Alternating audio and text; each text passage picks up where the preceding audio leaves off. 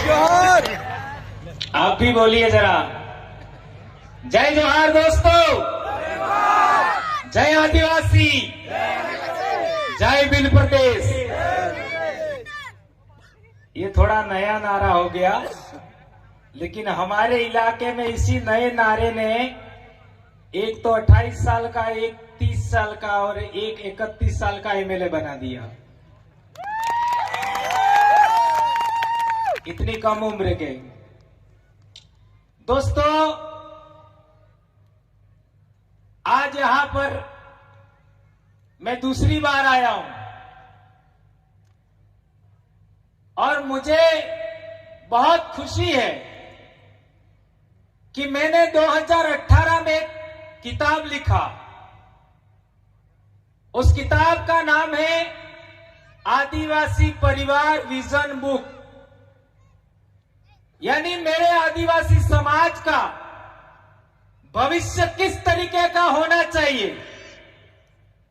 किस तरीके से हमारा समाज के अंदर हमारी जो कृषि से उपज पैदा होती है उसको प्राथमिक से द्वितीय और तृतीयक माल के रूप में कैसे डेवलपमेंट किया जाए, हमारी जो श्रम शक्ति है उसका डेवलपमेंट कैसे किया जाए, और पूरे देश के अंदर आपका 47 एमपीज और 487 एमएलए किस तरीके से विधानमंडल में जाए और हमारे समाज की आवाज बने, उस सब के लिए मैंने आदिवासी परिवार विजन बुक लिखा।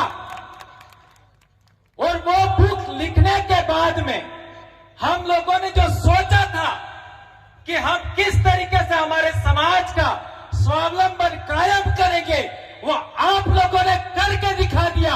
उसके लिए मैं आपका धन्यवाद कहता हूं दोस्तों। हम लोगों ने सोचा, लिखा, लेकिन आपने वो जीवंत करके दिखा दिया। इन स्टॉलों में हमने वो देखा और इसके लिए मैं आप सभी लोगों का धन्यवाद करता हूं। और हमारे भाई चौधरी सर, जिनका आप सबने सम्मान किया, मैं भी उनको ग्रैंड सैल्यूट करता हूं। दोस्तों, आज हमारे इलाके में हम लोगों ने कर्मचारियों का संगठन रजिस्टर्ड किया। उन कर्मचारियों ने हर एक प्रकार का निर्णय हमारे इलाके में वो कर्मचारी करते हैं और वो उस निर्णय को आगे बढ़ाने का काम, सामाजिक व्यवस्था का संचालन करने का काम हमारे 4 सामाजिक संगठन करते हैं। पहला बिल प्रदेश विद्यार्थी मोर्चा, दूसरा बिल प्रदेश महिला मोर्चा, तीसरा बिल प्रदेश युवा मोर्चा और चौथा बिल प्रदेश मुक्ति मोर्चा। ये 4 सामाजिक विंग हैं, वो कर्मचारी जो निर्णय करते हैं उसको इंप्लीमेंट करते हैं। और ये चारों सामाजिक संगठन हैं, वे विधानमंडल और लोकसभा के अंदर हमारा समाज का आवाज, यानी इसी जाजम से निकला हुआ आदमी वहां कैसे जाए उसका निर्धारण करते हैं। हमारे वहां पर कोई भी व्यक्ति दिल्ली, जयपुर, गांधीनगर से सेलेक्ट नहीं होता। ये फार्मूला हमने विकसित किया है। ये बात आप लोग भी आने वाले समय में करिएगा, इतना मेरा आग्रह है। रही बात, आप लोगों ने इतना बड़ा एक मॉडल विकसित किया।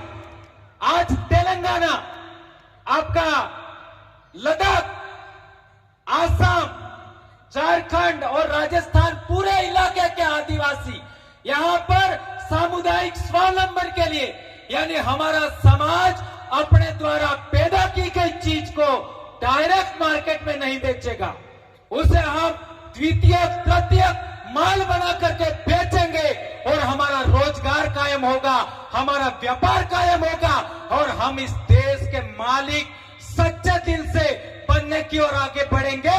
उसके मामले में आप लोगों से हम भी सीखेंगे।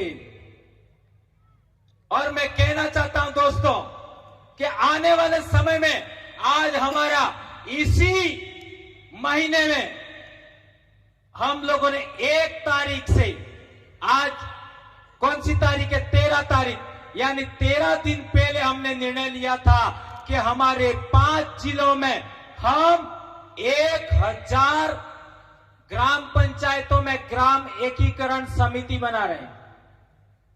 उसका फॉर्मेट हमने तैयार किया, उसका रजिस्टर तैयार किया और उसी ग्राम एकीकरण समिति के द्वारा आपका ये जो फार्मूला है हम लोग वहां पर भी इंप्लीमेंट करेंगे।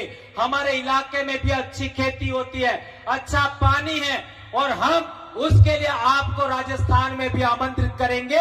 ये निमंत्रण आज से आपको है तरुण भाई। और तरुण भाई पिछले 1 साल से लगातार मुझे बोलते रहते आप ये करिए वो करिए, लेकिन अभी हम माइंड सेट कंप्लीट कर रहे हैं।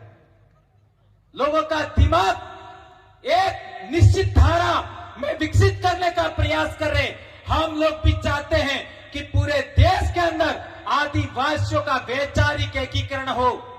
हम लोग ऑफिस में बैठे हुए थे, चौधरी सर अमर सिंह जी ने एक बात बताया कि आदिवासी एक होना चाहिए लेकिन होता नहीं है। ये मेरे लिए बहुत दुख की बात है और इसका इलाज मैं जानता हूं। वो क्यों एक नहीं होता और उसको कैसे एक करना है उसका फार्मूला हम लोग जानते हैं। आपको मैं एक साफ और सीधी बात बताना चाहता हूं, यदि आदिवासियों को हमें एक करना है और पूरे देश के आदिवासियों को एक मंच पे लाना है तो हमें आदिवासियों के इतिहास पर काम करना होगा। क्या पूरे देश के अंदर एक भी आदमी आदिवासियों के इतिहास पर बोलता है? क्या नहीं बोलता है? और बोलते हैं तो कितना बोलते हैं? बिरसा मुंडा, टंट्या भील, जयपाल सिंह मुंडा, इससे आगे आदिवासियों के इतिहास पर कोई नहीं बोलता। तो हमारे सभी शिक्षक साथी, हमारे कर्मचारी भाई, उनको मैं कहना चाहता हूं आदिवासियों के इतिहास पर आप अपनी बात रखिए। अभी सिलवासा के अंदर हम लोगों ने बिल प्रदेश कैलेंडर बनाया और उसके पीछे पूरा आदिवासियों का इतिहास लिखा है हमने। उसको कोई माई का लाल चैलेंज नहीं कर सकता। और यदि कोई माई का लाल कहता है कि ये इतिहास गलत है, आ जाए भंवरलाल परमार के सामने बहस कर ले। मैं तो खुलेआम बहस करता हूं और चैलेंज करता हूं कि मेरे द्वारा बोली गई एक भी बात गलत है, साबित करिए। इसलिए मेरे दोस्तों, मेरे भाइयों, मेरी बहनों, आप लोगों से मैं आग्रह करना चाहता हूं कि हमारे इलाके में आप लोगों ने भी शिक्षक साथियों का एक बहुत बड़ा संघ कायम किया है और स्वावलंबन के लिए ये जो व्यवस्था कायम किया है, ये आप चीजें बना रहे हो, ये चीजें यहाँ देख करके हमें बहुत खुशी हुई। हम लोग भी बहुत सारी चीजें यहाँ से लेके जा रहे हैं और एड्रेस भी लेके जा रहे हैं, वहां से हम मंगवाएंगे।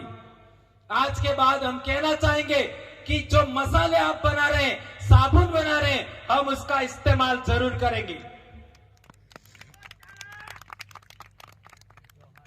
एक बात मैं जरूर कहना चाहता हूं, हमारे समाज के अंदर 75 साल से आवाज विधानमंडल में क्यों नहीं उठी? उसका एक कारण है कि हमारे नुमाइंदे कौन होंगे, हमारे जनप्रतिनिधि कौन होंगे, उसका सिलेक्शन हमने नहीं किया। क्या सही कह रहा हूं, गलत कह रहा हूं? उसका सिलेक्शन दूसरों ने किया। यदि 26 एमएलए गुजरात के आदिवासियों ने सेलेक्ट किए होते तो क्या केवड़िया का आदिवासियों की जमीन, आदिवासियों का देवस्थल पर सरदार पटेल का स्टैचू बनता या नहीं बनता? नहीं बनता। यदि तुम असली वीरों की संतान हो तो आप लोगों से मैं आग्रह करना चाहता हूं, ये जो आपका इलाके से आपका जो रोड बन रही है भारतमाला प्रोजेक्ट के नाम से, आपका ये जो कौन सा पार तापी वाली योजना और जंगल के नाम से जो हमको विस्थापित करने का काम हो रहा है, इन सभी के समाधान के लिए आने वाले समय में आपके समाज की चाचम, इसी चाचम से आपका जनप्रतिनिधि सेलेक्ट होकर के गांधीनगर जाने चाहिए और शेरों की संतान के समान दहाड़ने चाहिए। ये प्रण लीजिए और ये बात आप लोग इंप्लीमेंट करेंगे, स्वीकार करेंगे, तो ही मैं दोबारा आऊंगा। क्योंकि मैं किसी की परवाह नहीं करता। मुझे जो बोलना है मैं बोलता हूं और समाज के लिए बोलता हूं। इसलिए आप सभी से आग्रह है, हमारे देश के अंदर मेरी बहन, क्या नाम था, गावित, उन्होंने कहा था, देख लीजिए मणिपुर का हालत, हसदेव का हालत, सातपुड़ा 7 डैम बना रहे, क्या होगा हमारे समाज का? हमारे भीलपट्टी के अंदर, हमारे पश्चिमी भारत के आदिवासी इलाके में सातपुड़ा इलाका जैसा कोई डेस्टिनेशन नहीं है। इतना बहुत बड़ा अच्छा जगह पर 7 डैम और पूरा सातपुड़ा को कितना टनल बना रहे, इतना बड़ा काम कर रहे हैं और हमारे गूंगे बहरे एमपी एमएलए कुछ नहीं करते। क्या वो हमारे जनप्रतिनिधि है क्या? मैं नहीं मानता उनको हमारे समाज का जनप्रतिनिधि मैं नहीं मानता। चाहे जो करना है कर लो, लेकिन मैं तो बोलूंगा, कोई रोक नहीं सकता। इसलिए आप लोगों से आग्रह करना चाहता हूं कि आदिवासियों की चाचम से, आदिवासियों के बीच से सेलेक्ट होकर के जनप्रतिनिधि आगे जाना चाहिए। ये बात मैं कहना चाहता हूं दोस्तों। मेरा डोज बहुत हैवी होता है और कल भी देना है, कल भी देना है। इसलिए मैं इतनी बात कहना चाहता हूं, इसको पचा जाना और जो भी बातें मैंने कही है उसको आप इंप्लीमेंट करेंगे दिल से, क्योंकि मैं भी आपका भाई हूं। आपके शरीर में जो डीएनए है, आपके शरीर में जो खून है, वो ही खून मेरे अंदर है। We are indigenous people, we are aborigine people, we are native people.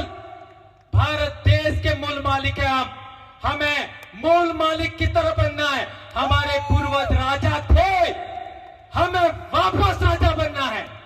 क्या हम लोग, आप लोगों में से कौन कौन वापस राजा बनना चाहते हैं? हाथ ऊंचा करके सम्मान, मेरी बात को स्वीकार करिए। धन्यवाद।